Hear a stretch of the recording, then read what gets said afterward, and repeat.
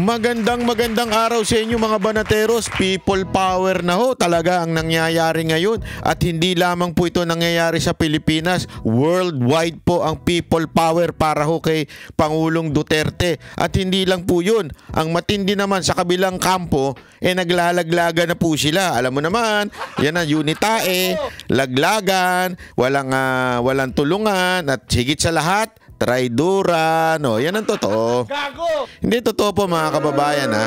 Yan po ang nangyayari.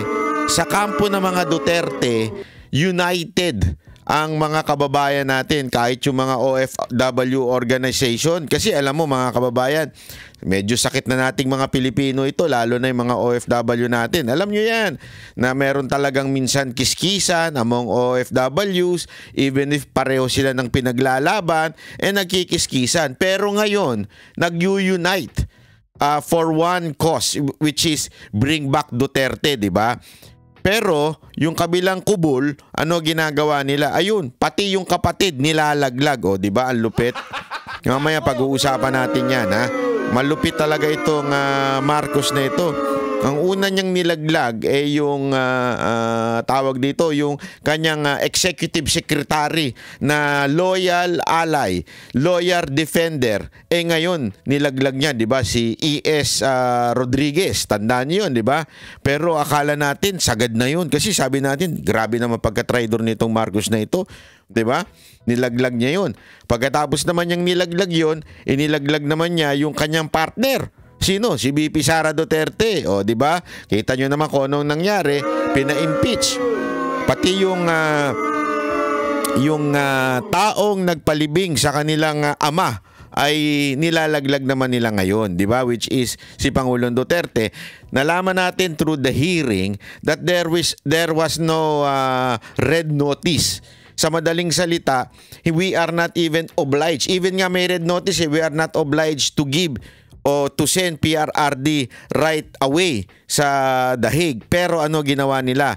Yun po, dahil sa kagustuhan nitong ni Bongbong Marcos, idinala ho kagad-agad sa The Hague. So nilaglag na naman po nila mga Duterte, di ba ho? And last not but the least, ika nga, ha? Nilaglag naman niya ngayon yung kapatid niya. O, di ba? Pag-uusapan natin yan, unya-unya. Ganyan no ka, ewan ko kung ano matatawag mo pa ba? Tao pa ba yung ganyan? Tao pa ba yung ganyan? O sadyang, ewan ko, ayoko naman sabihing sabog, pero hindi ko alam kung anong klaseng ugali yan, kung anong ugali yan. Marami naman kasi ibig sabihin ng sabog mga kababayan. Hindi naman ibig sabihin adik. Hindi yun. Marami ibig sabihin ng sabog. Kunwari, ikaw, bagong gising ka. Diba? Ang gulo-gulo ng isip mo. Ang gulo-gulo. Hindi ka para bagang hindi ka makakilos ng tama. Yun, pwede kang tawaging sabog ka na naman. Ano? O kaya naman pag nakainom ka, pwede rin yun. O, di ba? Hindi ibig sabihin ng sabog, adik ka agad. Bahala na kayo mag-isip. Pero para sa akin, hindi ibig sabihin ng sabog ay adik. Maaaring ikaw ay wala sa ulirat. Ika nga. Wala kang hindi mo alam kung ano yung mga desisyon sa buhay mo. Kaya ang gulo-gulo mo. Kaya nga sabog Sabog yung desisyon mo. Kasi nga, magulo ka. Ika nga. Ganun ang dating nun. Pag-usapan na ho natin. Bakit ko ba nasabing meron na bagang people power? Bakit? Bakit ko ba nasabi yon? Kasi mga kababayan, talagang matindi ang nangyayari worldwide.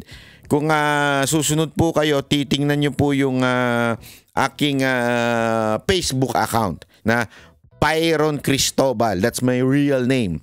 At nandun naman yun, naka blue check yun, tapos may nakalagay doon, Banat Bay. Pag tiningnan nyo po yun sa Facebook, i-follow nyo na po ako, Byron Cristobal. Pag tiningnan nyo doon, sineshare ko yung mga nangyaring event ngayong araw na ito. It is really overwhelming. To the point na, paano nangyari ito? As in, people were amazed. People were shocked. Even foreigners are really shocked. At ang halimbawa ko na nga po doon, ay yung aking pong inatinan mismo dito sa Japan. Alam mo, nung una, medyo, walang biro ito. Hindi ko lang sinasabi pero meron akong doubt na, kasi last week lang, nag-rally na ho sila yung umuulan. Maraming tao na nun. As in, marami na. Sabi nung kaibigan ko, kasi si kaibigan ko si Bojo sinasabi niya nga sa akin, napakaraming tao na nun nung umuulan na yun. Nandun din siya. Tapos sabi ko, naku, aatin pa kaya yan? Kasi tandaan ninyo, ang mga OFW, yung holiday o yung tinatawag na day off nila, precious yan Alam ko yan kasi naging OFW ako sa Middle East So yung pag sinabi mong trabaho ka. Nakalimutan ko na kung anong araw ang day off namin doon. I think Monday ata yung day off namin doon kasi Thursday and Friday yun yung big time. May show, di ba? So ang alam ko noon, Monday. So looking forward kami noon na magma-Monday na, day off na. Diyan na ako maglalaba. Diyan na ako magsha-shopping. Diyan na ako pupunta doon sa pasyalang gusto kong puntahan. Yan ang OFW, yan ang buhay ng OFW Marami tayong gusto mong pumunta, tumingin ng isang gamit, doon ka i-prepare mo na yun yung day off mo na yun. Kaya nasa isip ko, 2 day off na isasakripisyo ng mga OFW dito sa Japan kasi mantakin mo, di ba? Hindi sila nag-day off nung lakaraan, nag-rally pa sila. Ang haba naman ang rally dito, hindi mabilisan, mahaba. Nagkataon lang kanina, maikli kasi nabigla yung pulis. Nagagalit yung pulis sa amin. Kasi nga, ang expected lang, hundreds lang. Sa tingin ko, umabot ng 1,000 yung naglalakad kanina. At talagang na-paralyze yung Shibuya. Alam mo, ako nga yung nahihiya. Kasi dito, mga kababayan, ang konteksto sa Japan, dito people are courteous. People are embed na sa puso nila yan at sa isip nila na hindi ako makakaistorbo ng kapwa. Mula bata hanggang paglaki yan ng training ng mga Hapon.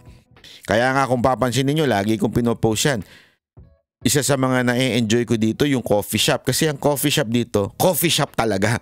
Hindi yung sa Pilipinas, yung coffee shop parang ginawang palengke na tinatambayan ng ingay-ingay, nagchichikahan. Dito hindi, ang coffee shop, pupunta ka doon mag-isa, magbabasa ka, o di kaya may magko-computer ka. Yung talagang walang ingay. Pag nagsalita ka doon, medyo mapapatingin sa iyo yung tao kasi parang ang bastos mo naman. Nandito para matahimik.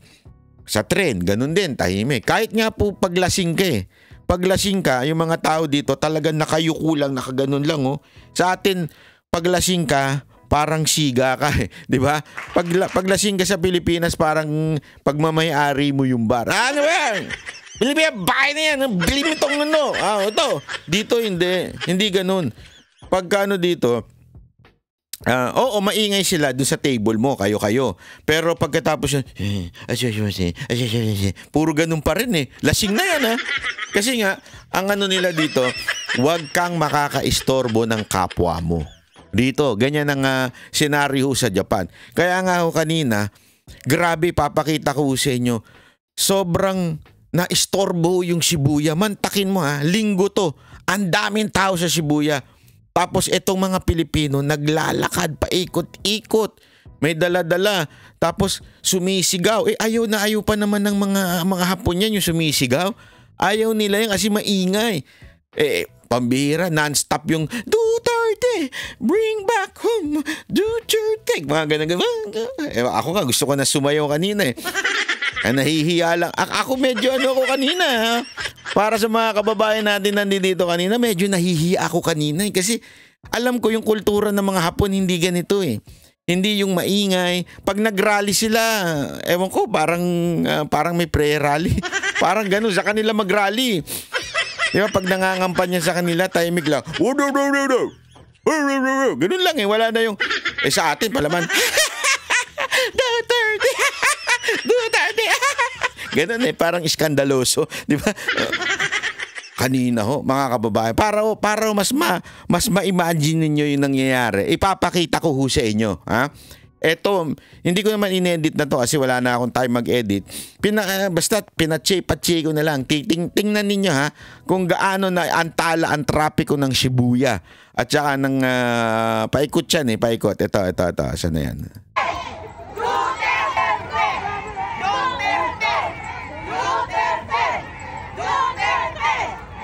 Kita nyo kung gaano kadaming tao?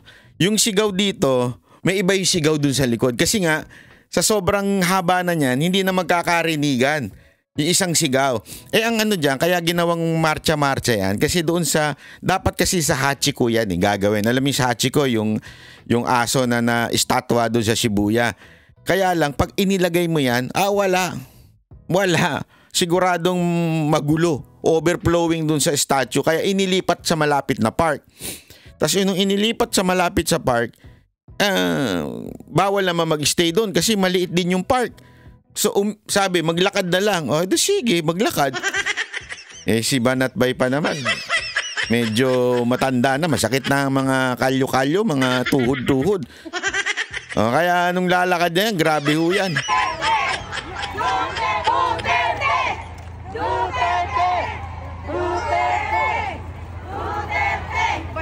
At take note mga kababayan na hindi ho ito magkakakilala. Okay? Yung mga organizer magkakakilala. Pero the rest, talagang kusa lang silang nagpunta. At alam nyo, marami akong pinupuntahan. Kasi dito, mga kababayan, syempre, ang trabaho ko ho, alam nyo naman, entertainment ako. So, yung mga kaibigan kong mga Hapon, may mga umisiyan dito. So, pinupuntahan ko yung mga umisi nila dito, chinecheck ko bilang consultant nila, sinecheck ko yung mga lugar. Pag check ko ng mga lugar, kahit to sa mismong umisi, meron silang event na Duterte event. Ganong kalupit mga kababayan. Kahit yung mga nandun, mga ano na ho yun, mga residente na po yun. Nag-i-event sila para kay Duterte. Magkukulay green sila, may papalabas silang video. Ganon kalupit yung nangyayari dito sa Japan. Talagang, alam mo yung, sabi ko nga, eto nga gusto ko lang mga kababayan, una sa lahat, gusto kong pasalamatan po si Bongbong Marcos. Palakpakan natin. Pasalamatan si Martin Romualdez. At higit sa lahat, si Torre. Dahil sa inyong tatlo, nagising ang diwa ng mga Pilipino. Dahil sa inyong tatlo, yung mga natutulog na walang pakialam sa politika, nabubuhay lang para sa sarili nila. Naintindihan ko yun kasi mahirap sa Pilipinas, mahirap na dito. Pag nandito ka na dito at detached ka na sa nangyayari sa Pilipinas Pero dahil sa inyong tatlo, nagising ang mga diwa nila. Palakpakan natin sila. Kahit yung mga walang pakialam sa politika dito, ay nako, yung mga kasama ko dito na mga nagiging kaibigan na natin dito na ang kanilang mga buhay ay malayo naman sa Pilipinas, malayo na. Wala na, dito na pamilya nila, nandito na lahat, wala na sila doon. Pag nakita kami ngayon, grabe ang tanungan, ang bibigat, parang hirap sagutin. Mamaya sasagutin natin yan. Ang tanong kaagad nila sa akin, may pag-asa pa ba si Tatay Digong na mauwi? Mamaya sasagutin natin yan. Kasi alam nyo mga kababayan, yan po ang tanong ng bawat isa. Ano nangyari sa Pilipinas? May pag-asa pa ba? Panoorin muna natin to.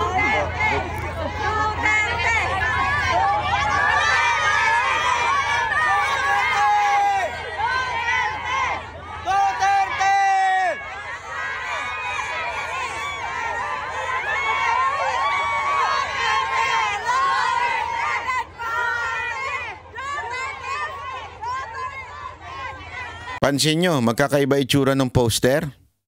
Yung mga tarpaulin. Alam nyo kung bakit? Kasi kanya-kanya yan.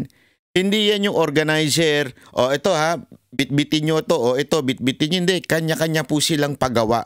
Yung isa nga dyan, nakita ko sulat pa As in, sulat, Japanese ang pagkasulat. At tas tinanong ko sa kanya, ate, anong ibig sabihin yan? Baka mamaya nagbebenta ka na ng soft drinks dyan. Hindi, sabi ni ate, ibig sabihin nun, pinapaliwanag niya in Japanese para nababasa ng mga Hapon na nakakakita that yung president namin kinidnap at walang kasalanan yun at dapat ibalik sa Pilipinas. Ang galing ni ate, nakalimutan ko lang picturean, ngayon ko lang naalala, dapat pinicturean ko talaga. Kasi nga, bangingi pa ako niyan, gagigising ko pa lang yan na yan nakagad na pinuntahan natin, wala pa akong kape niyan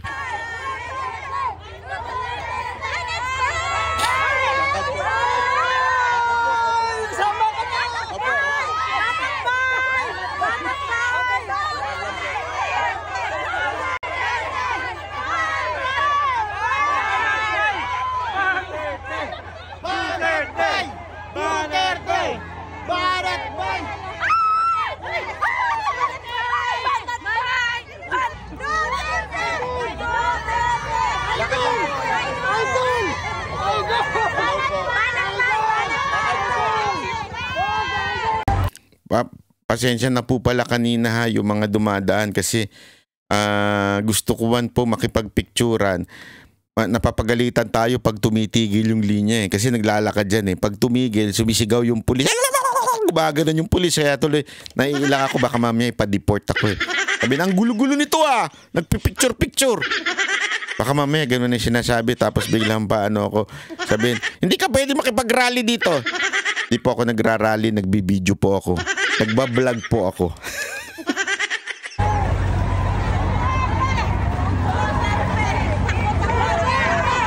Kita niya tumatakbo kasi nga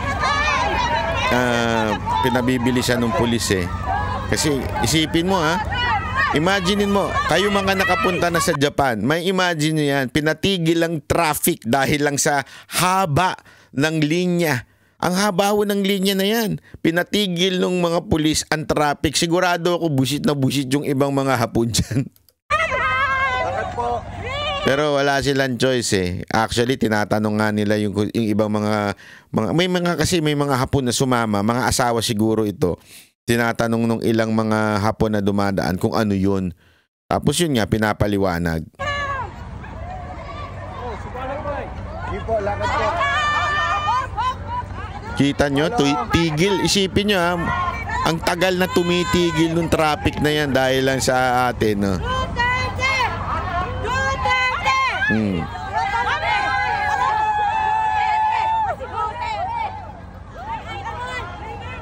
Sige po, lakad lang po.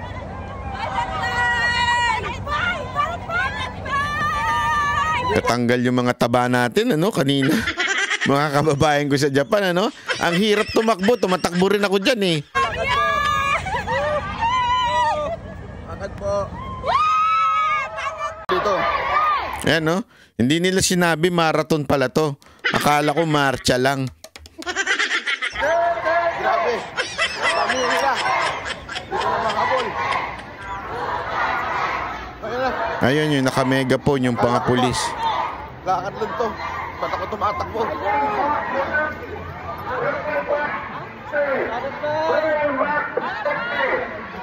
back Duterte! Bring back Duterte! Bring back Duterte! Bring back Duterte! Bring back Duterte! Bring back Duterte! Bring back Duterte! Siyempre, ang mga matitigas na mga taga-SMNI, palakpakan natin mga matitigas na taga-SMNI. Mabuhay kayo, sir.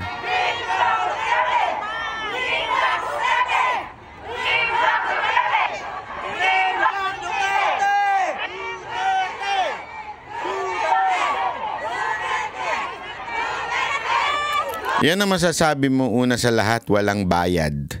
Bakit? Kitang-kita nyo naman, hindi nagtatago. Yung mga aktivistang mga NPA nakagano, may hawak na tarpaulin nakatago yung mga muka. Alam mong binayaran. Unlike dito, kita nyo naman, iba-iba pa nga yung sigaw. Bakit? Kasi organic di ba? Pag organic ka, iba-iba yung sigaw, hindi kayo tinuturuan, iba-iba yung tarpaulin. At alam mo, mamaya may kikwento pa ako sa mga inside story. Mga inside story. Gusto niyo malaman? Unya.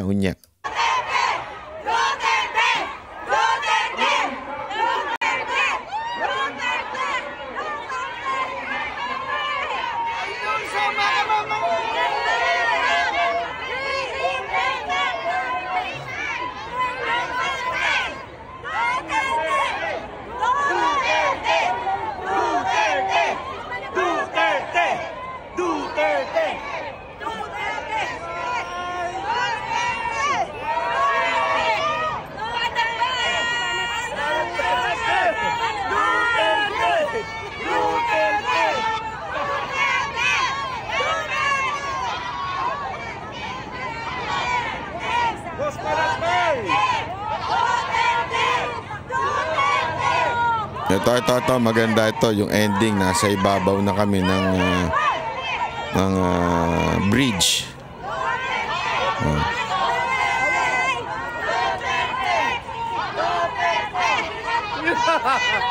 Kasama po natin si Banat Bay. Ngayon, si Bojo ang ating kaibigan. Everyday kita pinapakinggan! Ito, dalagbit-bit pa si Romualdez.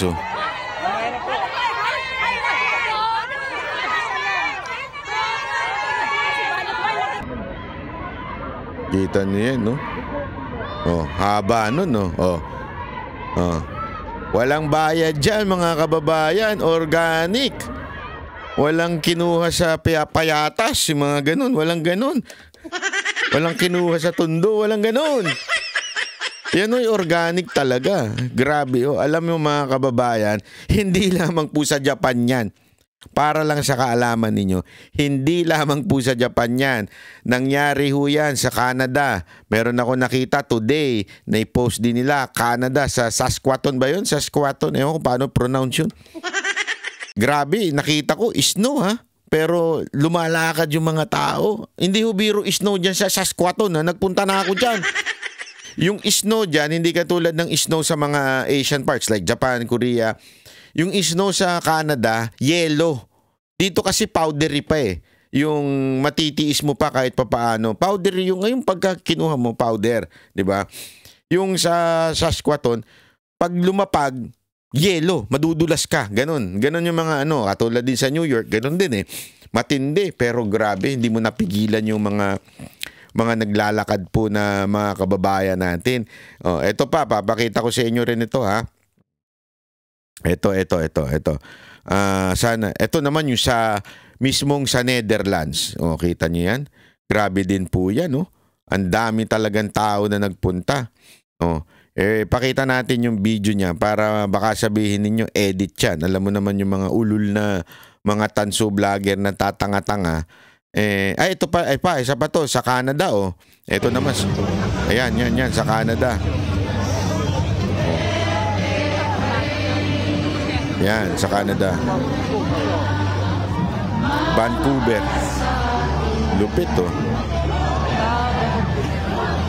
Oh. Oh. Kaya alam nyo mga kababayan, ha? Ito pa, susunod, oh. Ito pa, papakita ko pa sa inyo sa ano to, The Hague mismo, sa Netherlands. Oh.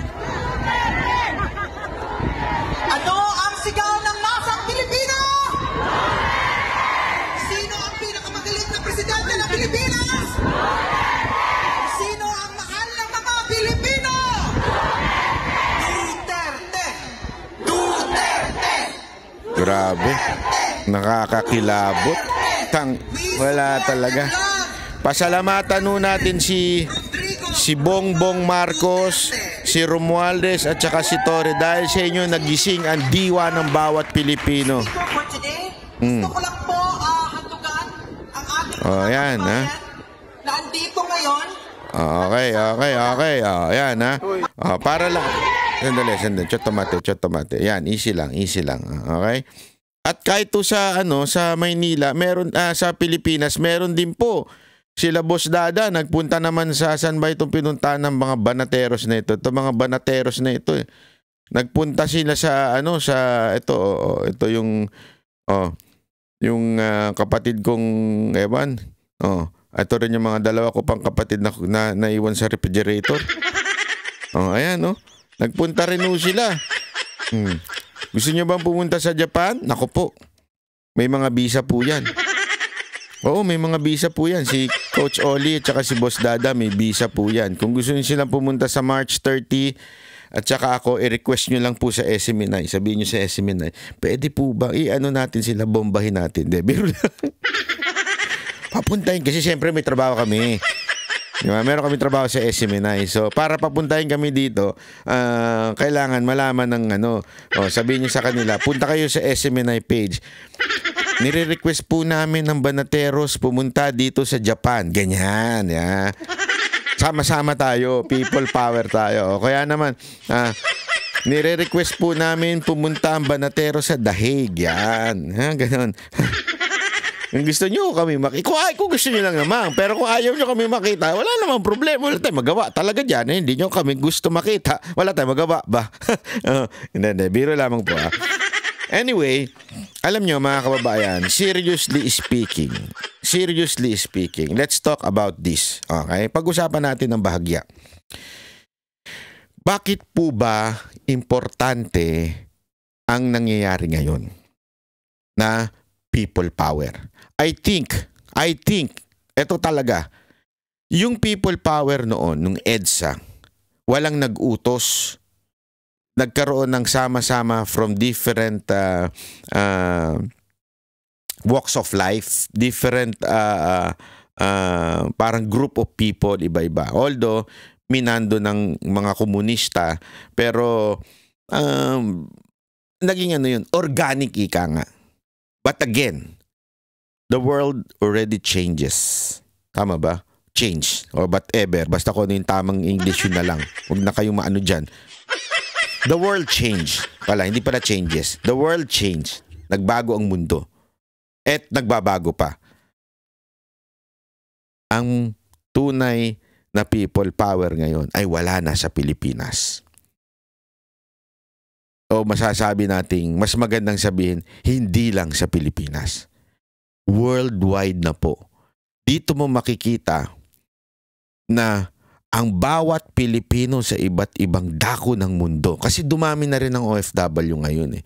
Unlike noong 1986, hindi ganun kadami. Ngayon, doble, triple, o more than that. At marami sa atin nasa ibang bansa na. Kumalat na tayo sa ibang bansa. Ang lahing Pilipino, kumalat na po. Kaya ang tunay na people power ay nasa buong mundo na. Ngayon, bakit importante ho itong ginagawa natin?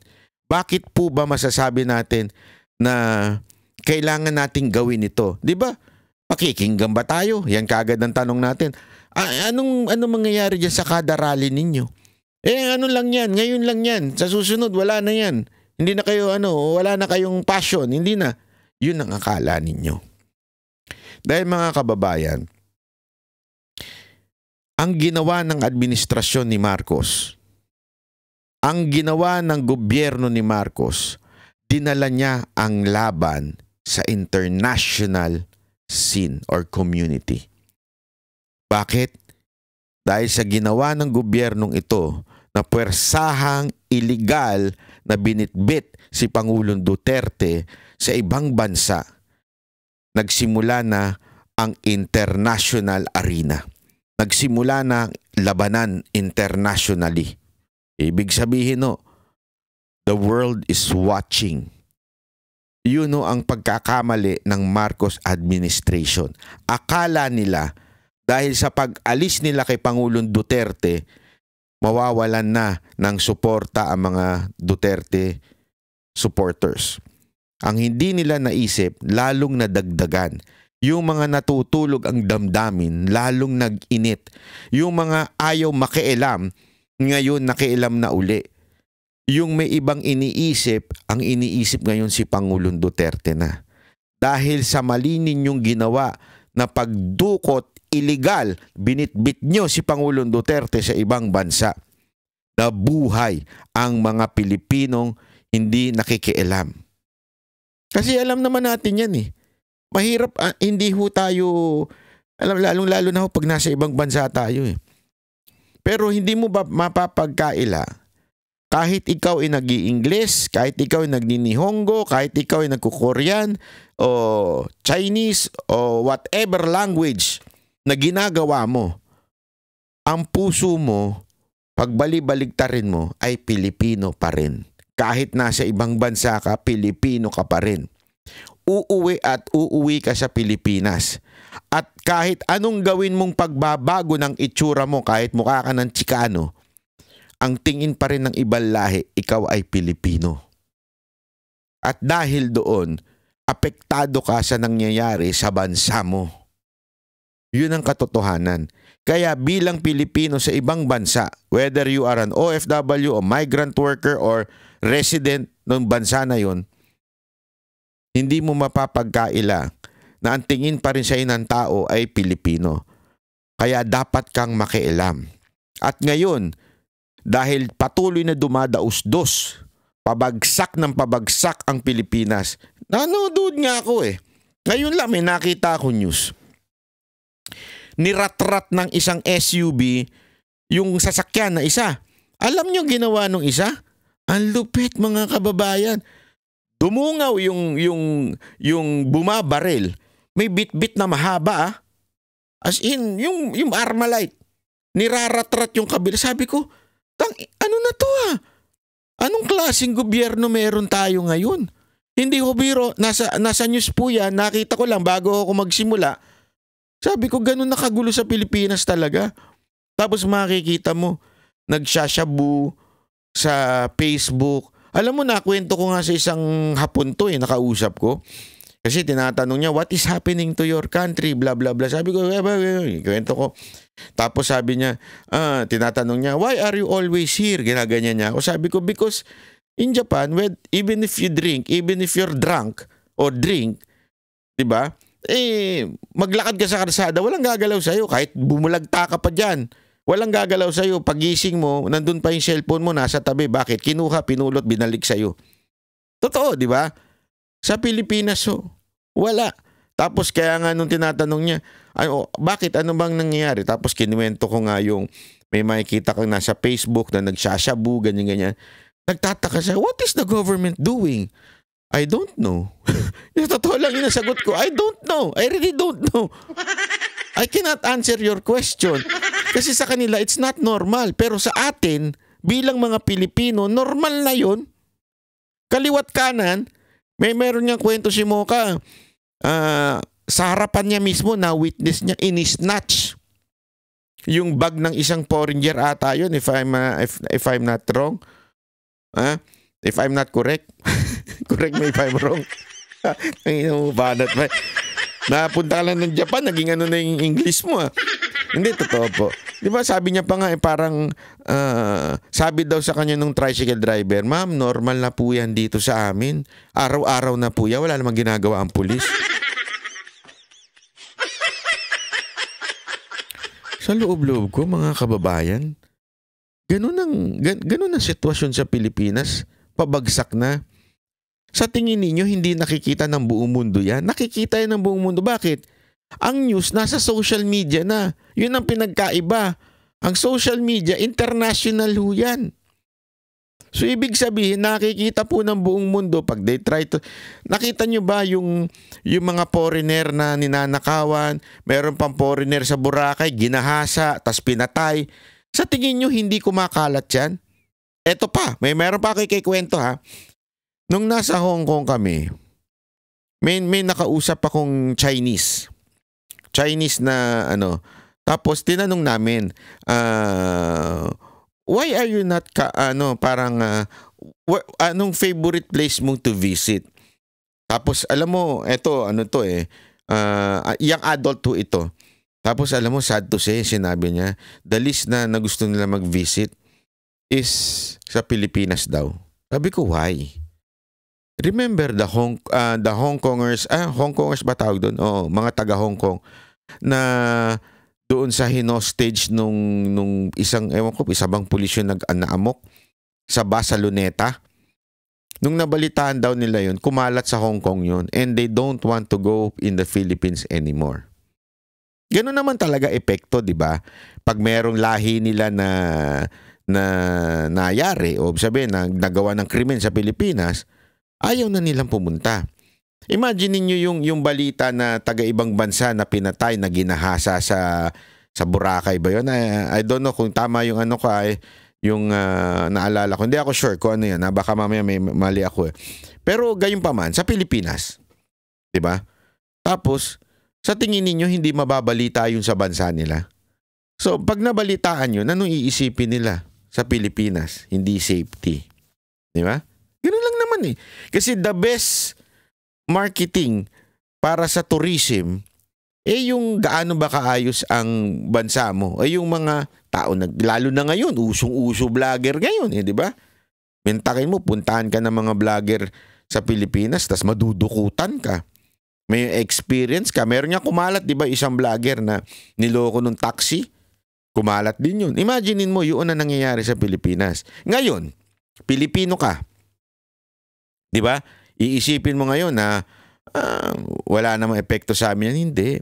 Ang tingin pa rin sa'yo ng mga ibang lahi, dyan yung mga mandurukot, dyan yung mga minanggagahasa, dyan yung mga adik. Alam mo yun? Basta ako, isagot ko nga kanina, tinanong ako, sabi ko, Ang tinatanong kasi sa akin kung ano ba ginagawa ng presidente ko. Ito, hindi to political ha. Na nakausap ko lang to sa isang izakaya, yung parang inuman nila. Alam mo ang sagot ko sa kanya, I really don't know. But let me show you something. Tapos pinakita ko yung isang lalaking gumaganong ganon. Sabi ko, do you see this? What do you think? Sabi niya sa akin, oh, he's a cocaine addict, sabi niya. Do you know? This person? This person is the one in charge. Yun na lang. Really? Sabi sa akin really? Yeah, now you know. Alam mo, masakit sa damdamin ko yun. Kasi, even if I don't like it, even if I don't like that person pala, Pilipino pa rin siya eh. Tapos ang problema, yun pa yung leader natin. Diba ho? So, parang sa tingin mo ba nakakatuwa? Kaya lang, wala eh. Wala tayong magagawa. Damay tayong lahat. Kung anong gawin ng gobyerno natin, kung paano mag-response ang gobyerno natin, damay lahat. Kaya nga mga kababayan ko, lalong-lalo na kayong mga OFW na nakikinig sa akin. Madami daw tayong followers sa iba't ibang lugar ng mundo. Ito na yung pagkakataon. If you cannot go in the Philippines and ilabas nyo yung saloobin, sumama kayo sa mga rally. Ilabas ninyo ang inyong saloobin. Makikita yan ng buong mundo. At magtataka sila. Bakit itong presidente na ito, which is si Pangulong Rodrigo Roa Duterte, ay naandi dito sa ICC while the Filipinos love him so much? Yan ang tanong sa akin ng mga Hapon na nakakausap ko. Tinatanong nila kung bakit ba daw. Kasi they like Duterte. Yung mga Hapon, gusto nila si Duterte. Nagtaka sila kung bakit inuusig ng ICC si Duterte. Tapos, ngayon nakikita nila all over the world, mahal na mahal ng mga Pilipino si Duterte. Mapapa-question ang mga ibang bansa. At ang mga ibang bansa, mas matino mag-isip, hindi katulad ng mga nakaupo sa atin ngayon. Mapapatanong sila, bakit? Kasi alam mo, magdala ka ng kriminal dyan sa ICC. Sa tingin mo may magrarally? Walang pakialam ang mga Pilipino kung kriminal ang dadalin mo dyan. Baka nga magalit pa talaga eh. O matuwa pa. Pero ngayon, mantakin mo, makikita nila sa dahig yung ganitong klaseng crowd, ganitong kadami na crowd. I mean, makitan mo yan, yung ganyang kadaming crowd. Netherlands yan, mantakin mo ha. Mantakin mo mga kababayan, nasa ibang bansa, nagsama-sama kayo. Kaya alam nyo, palakpakan po namin kayo. Yan ha. Ang dami ho niyan. Balita ko nga, nandyan pa si BP Sara Duterte at nagsalita po. So, maniwala ho kayo, grabe ho yung mga ginagawa ninyong mga ganyan. Nakakatuwa ho yan. At alam nyo, dahil dyan, posible ho. Marami nagtatanong sa akin, posible pa bang makalaya si Pangulong Duterte? Who knows? Diba? Tandaan ninyo, may mga konsyensya. Mas may tiwala naman akong may konsyensya yung mga nakaupo sa ICC kaysa sa mga nakaupo sa Pilipinas. Hindi. I mean, 'di ba, minsan may doubt tayo kasi may lumalabas na picture na kasama yung isa sa mga demonyita sa Pilipinas. Hindi ba? Ganyan tayo eh. Pero gayon pa man, kahit papaano mga kababayan, hindi ganoon kagarapal ang mga muka ng mga tao diyan. Hindi lang naman po kasi isa magdi-decide diyan eh. Hindi ho ganyang kagarapal ang mga mukha niya mga yan. Compare sa mga nasa Pilipinas. Yung sa atin, wala. Harap-harapan tinatarantado tayo. Harap-harapan tayong ginagago. Yung sa harap mismo ng mga senators natin sa hearing, pabago-bago. Ito nga eh. It's no longer batas ang nasusunod. Kung ano yung sa tingin nila, yun ang nasusunod. Mantakin mo, meron kang sabi niya, walang kapangyarihan ng ICC, bla bla bla. Tapos biglang sasabihin sa hearing. Meron na karapatan sa mga individual na mga tao. Para lang baluktutin yung katotohanan. Meron di isa man namang sekretary, sasabihin niya, ang nagplano nito kami, pinlano namin ito. Tapos biglang merong isa magsasabi, hindi naman namin pinlano yun eh. Tapos yung mismo nagsabing pinlano niya, hindi yun ang ibig ko sabihin. Tarantado talaga no?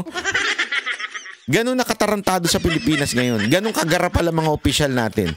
Harap-harapan tayong ginagago. Kaya nga mga kababayan, mag-ingay tayo sa buong mundo. Ulitin ko, sa buong mundo, lalong-lalo na sa March 28 na kung saan ay birthday ng ating Pangulong Duterte. Mag-ingay tayo. Nagsimula na ang people power sa buong mundo. Worldwide na po ang people power ngayon. Hindi na po sa Pilipinas. Buong mundo na. Kita nyo yan sa social media. Iba't ibang lugar. Paano natin gagawin yan? Number 1, pumunta kayo sa rally kung kaya ninyo. Okay?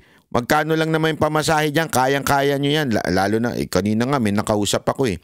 Eto atin-atin na lang to, huwag nyo sa kwento Meron isang alyansa na makagago, alyansa ng mga manggagago na senador, may kinontak dito sa Japan. Gusto namin mag-event dyan. Tapos yun. Syempre Duterte yung organizer. Sabi niya, hindi, sorry, pasensya na talaga. Ano kami, solid kami. Straight PDP kami at saka straight Duterte team kami. Okay. Sige, lahat ng organizer, lahat ng mga atin, bibigyan natin ng 5,000 yen. Alam mo, yung mga organizer, lalong na insulto at nabuisit. Sabi, putang inang yan, babayaran pa tayong 5,000 yen. Sila kaya ang bigyan natin ng ichimang. Yung isang lapad. Hindi ko na lang sasabihin kung sino itong kandidato na ito. Mayaman tong hayop na ito eh.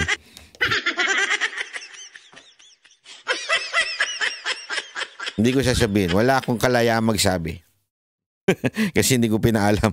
Nechichismis ko. Basta, ganun katindi ang mga kababayan natin. Kasi dito, pagka nagpunta yung mga yan, babatuin yan dito eh. Maniwala kayo sa akin. Yun nga lang artista na nagsabi ng deserve, hindi makatungtong dito eh. Hindi makatungtong. Ngayon, dati nakakatungtong siya dito pero dahil sa deserve niya, hindi makatungtong dito. Yan ang tinatawag nating people power. Diba? Dahil totoo naman po yan. Ayan ay protektado ng ating konstitusyon. Article, alam ko, Article 2 yun. Nakalimutan ko na kung saan article yun. Diba? Yung the power emanates from the people. Dapat naman talaga eh. Kaya dapat magtipon-tipon tayo. Yan ang una nating gawin. Magtipon-tipon tayo. Magkanya-kanya na ho tayo ng print, ng tarpaulin, sticker, sombrero. Ako, katulad ko, may sombrero kaming ginagawa. Kaming mga banateros, tsaka sticker. Kanya-kanya na ho tayo kasi tayo naman yung nakakaluwag lalo na pag nasa ibang bansa kayo. Pangatlo, pag may nakita kayo sa social media, matik yan, share nyo na kaagad. Sa lahat po. Basta, nandali siguraduhin nyo munang legit yun kasi makikita nyo naman yan eh. Ang mga nagpo-post, kunwari, yung Japan event, ang magpo-post yung mga nandun talaga sa Japan. Di ba? Huwag kayo maniniwala dun sa mga, tignan nyo yung account. Okay? Pag nakita ninyo, may share siyang video, tignan nyo yung account. Nandun ba talaga siya? Kung wala naman siya dun, ay gago siya. Ganun, di ba? Kaya nga, better na instead of i-upload nyo sa sarili ninyo, mabuti yung isi-share ninyo dun sa pinanggalingan talagang source. Para makita ho ng buong mundo. At magimbal ho ang, kasi kanina ho, trending ho sa Netherlands daw yung Duterte. Trending daw talaga. Grabe, sabi ko, mantakin mo ganun kadami ang tao. Hindi biro yun mga kababayan. Yung tao kanina sobrang humanga ako. Nagulat ako eh. Hindi biro yan yung ganyang kadaming tao. Hindi biro yan diba? Ang dami po niyan. Ayan ang lupit po niyan Talagang kanya-kanya po yan Diyan yung kadami At organic yan. Hindi yan inorganize. Yung bagang pinag-usapan, pupunta tayo ganito. Hindi. Organic. Kahit kanina may mga nakita akong mga kaibigan ko na wala namang kinalaman sa organization ng mga organizer o sa mga organizer dito. Pero nandito, nagpunta sila sa event. Kasi nga po, they really support Duterte. At kung kayo ay nasaktan doon sa ginawang pambababoy sa ating Pangulong Duterte, pumunta kayo. You know why? Pag hindi na ibalik si Pangulong Duterte, malaking mangyayari. Ganito kasi ang gusto nila. Kikwento ko lang para sa kaalaman natin ano ba nangyayari. Bakit ginaganyan nila mga Duterte? Kasi ganito po ang gustong mangyari ng gobyernong ito. From the very start, pinagplanuhan na ho nila na lahat ng impluensya ng mga Duterte kailangan ma-eradicate. Kailangan mawala.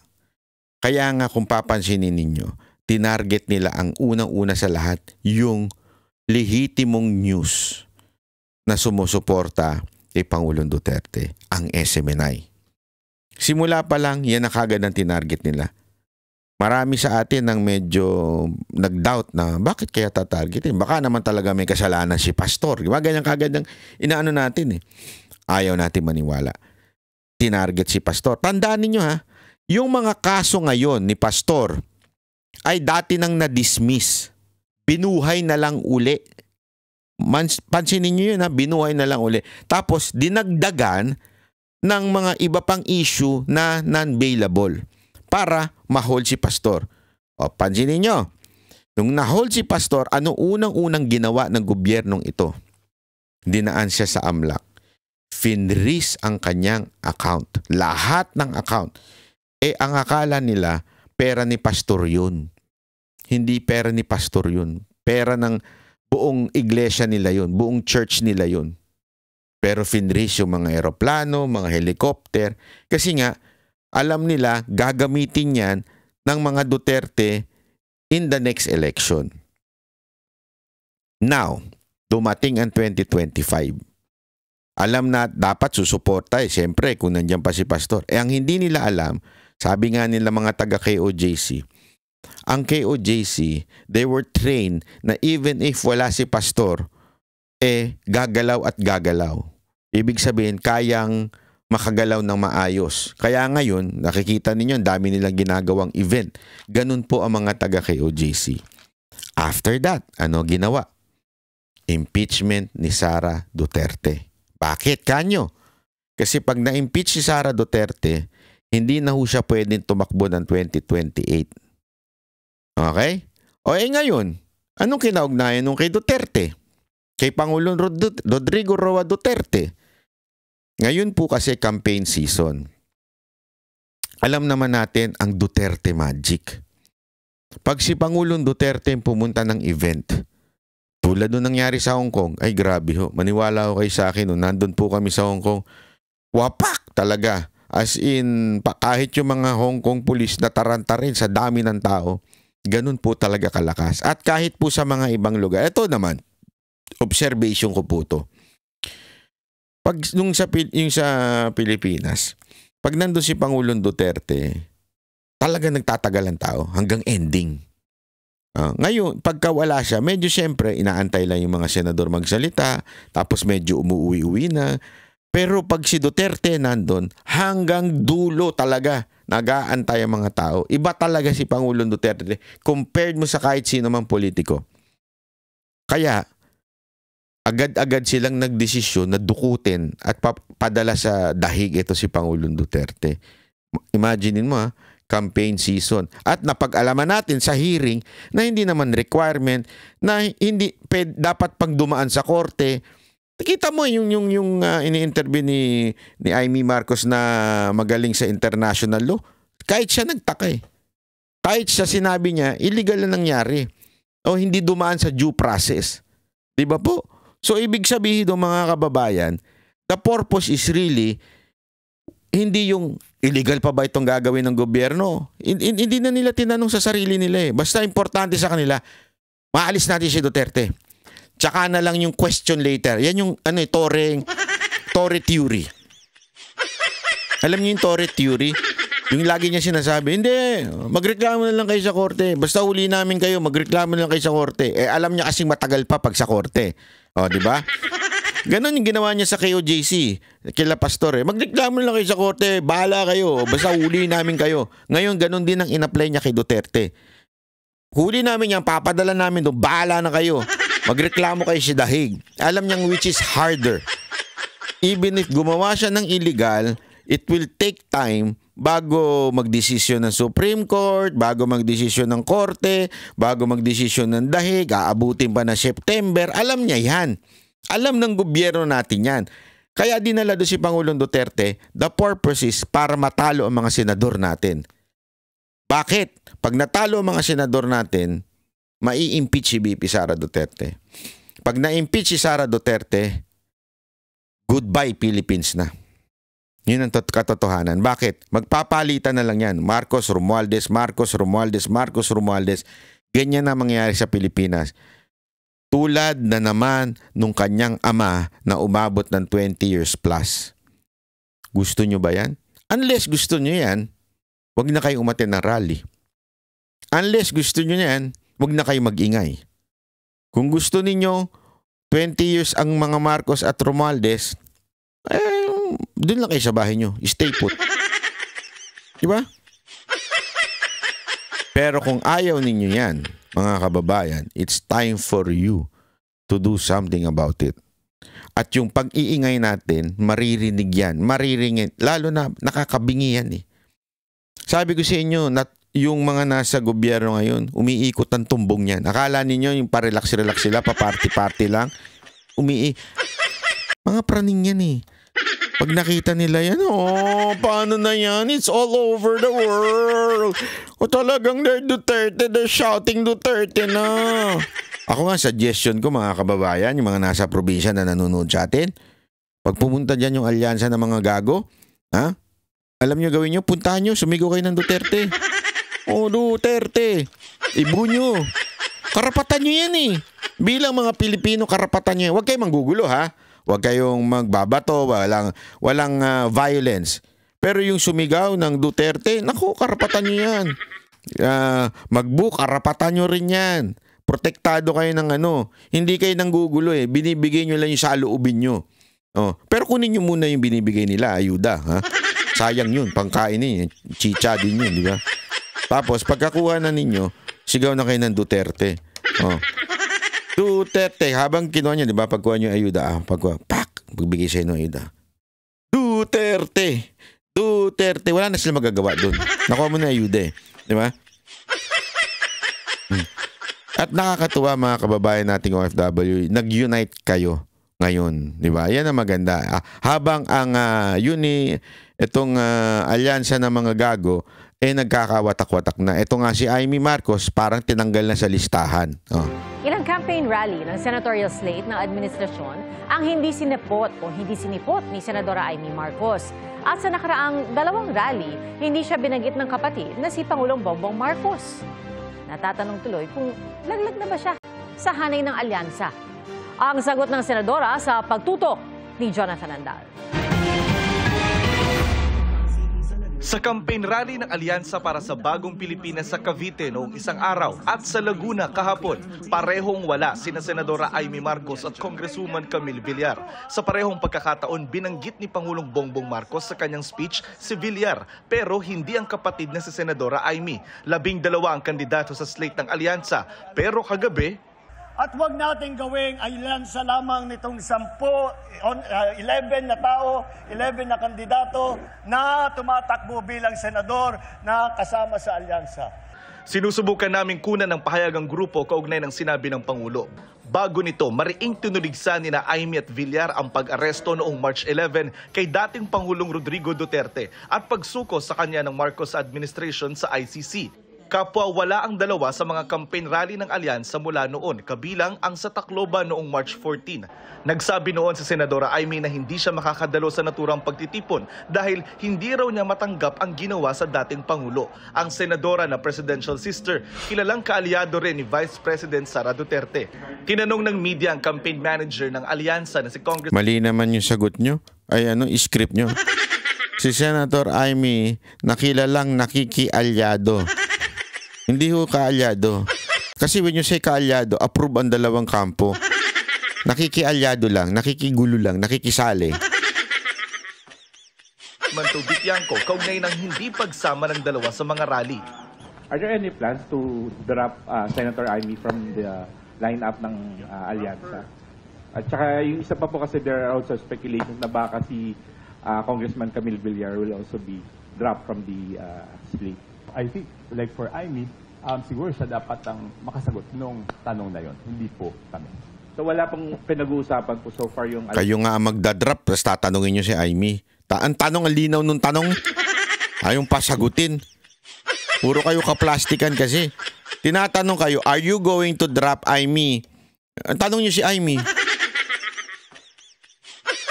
Sus! Pati yung nationalista regarding dun sa future nila sa slate. Wala. Sabi ni Senadora Amy, hindi pa sila nagkakausap ng Pangulo at ni Tiangco. Hindi ko alam, hindi ko pa tinatanong. You have not withdrawn from Alyansa? No action taken. Mulat sa poll, sinabi ko naman na independent ako. Kasi parang... Independent ka, nandun ka sa listahan nila. So si ate, masyado ka naman. Paano ka? Pa-independent pa ka kunwari. Kasama ka sa listahan eh.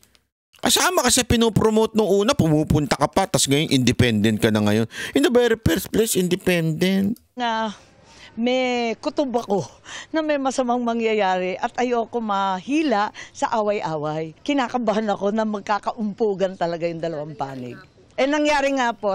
Mas tutok daw siya ngayon sa pagdinig kaugnay ng pag-aresto sa dating Pangulo. Naaalangan ako, nagbibisi-bisihan ako. Mahirap mag-aral ng international law, hindi naman natin masyadong kabisado. Iba kasi yung sistema nila at ang pinakamahalaga, wag natin... Bakit? Kasali ka ba dyan? Bakit ka nakikisali? Bakit ka nag-aaral? Bira to si ate. Kunwari pa na busy siya. Kaya hindi siya nakaka-campaign. Sabihin nyo na naglalaglagan na kayo. Kung ano yung ginawa kay ES, ganun din ang ginagawa sa'yo ngayon. Ayaw mo pang aminin na nilaglag ka ng kapatid mo. Isuko ang ating soberanya. Nag-text ang GMA Integrated News kay Representative Villar para sa kanyang reaksyon at hinihintay namin ang kanyang tugon. Para sa GMA Integrated News. Wala na. Sabi ko nga sa inyo paano mo lulunukin yung ginawa na yun kay Pangulong Duterte? Talagang wala Kung malunok mo yan, kayo kita mo, bumagsak ang integridad ng mga kasama nila doon. Bumagsak ang integrity. Bakit? Kasi nga pambira naman Sana man lang mag-react kayo na sana konting respeto man lang sa Pangulo, idaan sa due process. Wala Lahat kayo tameme Di ba? Asus. So ano na? Bongbong Marcos, pati ba kapatid mo nilaglag mo na? Kasi kawawa naman yung kapatid mo. Di na nga siya tinatanggap sa mga tanso community. Hindi rin siya tinatanggap ng mga Duterte supporter. So wala ka na. Wala mo yung kapatid mo. Kaya pala nawawala sa survey At saka sana naman PDP, huwag niyong tatanggapin yan Ay, nako, mga taga-PDP, pag tinanggap niyo yan, nako po, maraming magagalit. Sinasabi ko na sa inyo. Maraming magagalit pag tinanggap niyo si Amy sa slate ninyo at sinama niyo sa campaign. Mabubulang yan. Kaya huwag niyo tatanggapin yan. Isa na ako dun sa magbubu na yun. Maniwala ko kay sa akin. Hindi ako nagtetreat baka sabihin niyo nagtetreat ako, sino ka ba? Hindi yun. Pero definitely I will speak my mind about it. Hindi ko gusto na isama siya. So sana po, wag naman natin isama yon. Kahit yung mga Pilipino ayaw na Tama na yung isang budol. Budol na nga tayo. Nagkadamay-damay na nga Pambihirang buhay Tapos ulitin na naman natin. I mean, okay lang magpakatanga ng isang beses. Pero yung gagawin mong araw-araw, naku po, pambihira. Hindi ka martyr. Ika nga. Ang alam mo kung sino yung mga martyr? Yung mga kabit. Yan. Di ba?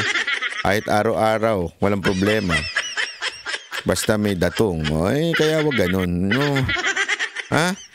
Parang awa nyo na. So mga kababayan, paano? Hanggang dito na lang muna tayo. Kita-kita uli tayo sa susunod nating video. Yan ang Banateros, boses ng ordinaryo Pilipino. Banateros ay walang makaka